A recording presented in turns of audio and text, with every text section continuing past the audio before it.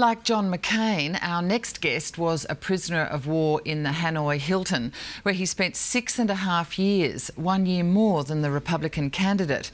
Like John McCain, he was also on alert, ready to fly his F-100 aircraft loaded with an atomic bomb to Eastern Europe in 1957. And also like John McCain, he was a member of the Congress, a Democratic congressman for the state of Florida.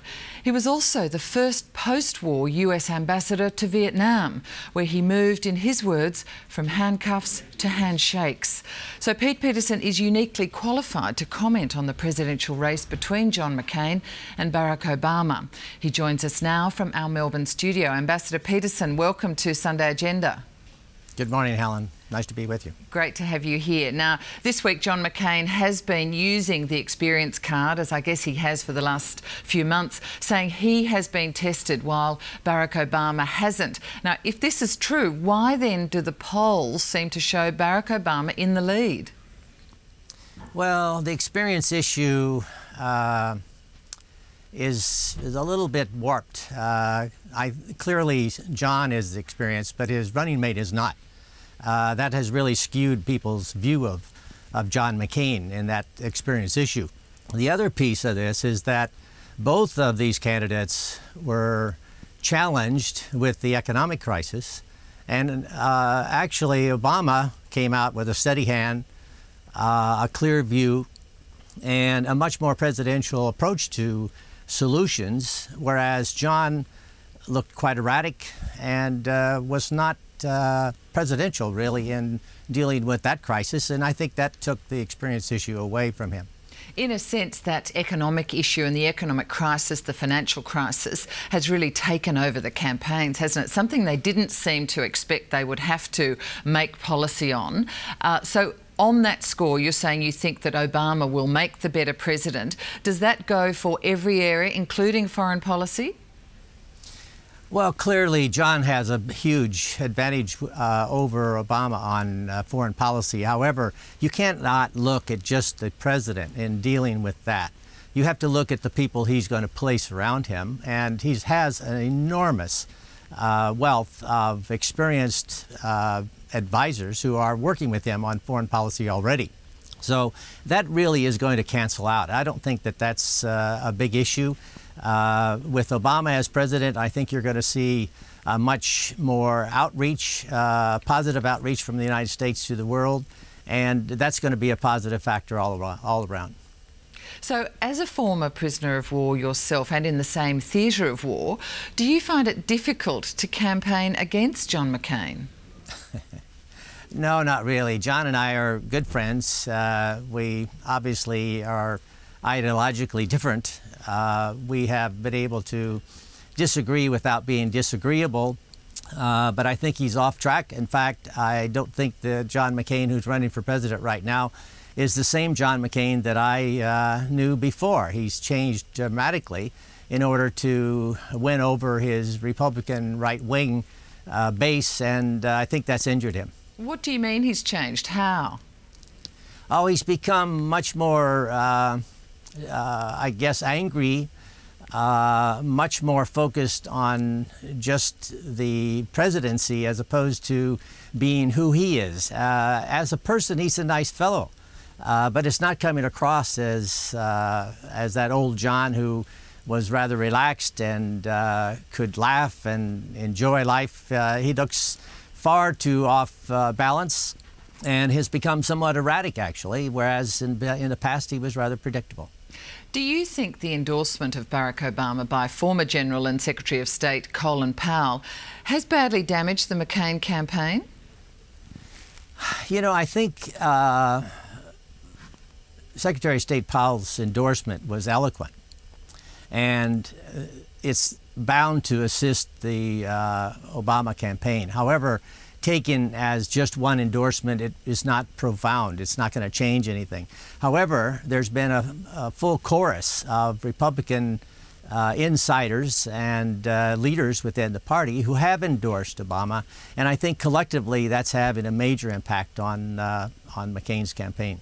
Yeah, I was also interested to see that the former White House spokesman for George Bush's administration also came out for Obama. But on Colin Powell, I mean, he has also said he was disappointed in John McCain's choice of Sarah Palin as his vice president, something you mentioned right at the beginning, that she wasn't ready to be president. Yeah. Do you think she is ready to be a heartbeat away from the presidency? Absolutely not. That is one of John McCain's poorest judgment calls to date. You're having now a Sarah Palin backlash. It's having a huge burden on his campaign. He's having to defend her every day rather than actually talk about issues. It's taken him completely off of the campaign marks that he wants to make. And it was just a huge bad decision on his part. And plus that, as I said, she's clearly not qualified to be a heartbeat away from the presidency. Yeah, so I guess that initial euphoria in Republican ranks and even interest around the world, certainly in having choosing a woman like her, mother of five, a governor, that sort of thing, that she really electrified the campaign. But you're saying there's now this backlash against her. What do you think of the tenor of the campaigns now?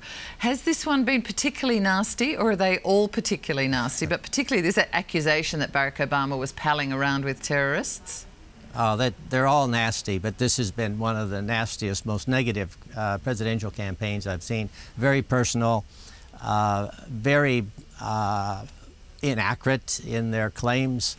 Unfortunately, negative campaigning works. Why? No one's ever figured that out. But the fact is that negative campaigns do win over voters. And so everybody uses it. But this campaign has, by far and above, been one of the nastiest and most negative I've ever seen. A report released yesterday said the money raised and spent on the election campaign is likely to pass a record $5.3 billion US last week. Now, you also said that politics in the US is a big money business, that Americans believe in life, liberty and the purchase of happiness. Surely that money could be spent better elsewhere. Oh, there's no doubt about that, but that's the American system. You're not going to be able to change that. It's an issue relative to the freedom of speech, and so it's a constitutional issue. You're not going to be able to take that on.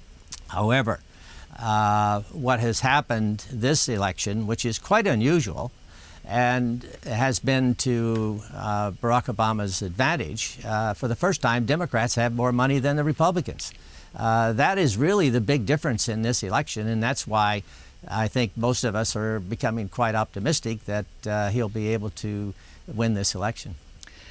Now, with so little time left in the election, you were a three-term congressman in Florida, where the presidential race has been very close, and it is a very important battleground state. Do you think Barack Obama can win Florida and those other battleground states like Pennsylvania? You know, I'm not certain he's going to be able to win Florida. That's a very tough call. However, he doesn't have to. I think he's going to win Pennsylvania. I think he'll win Virginia. Very good shot at Missouri.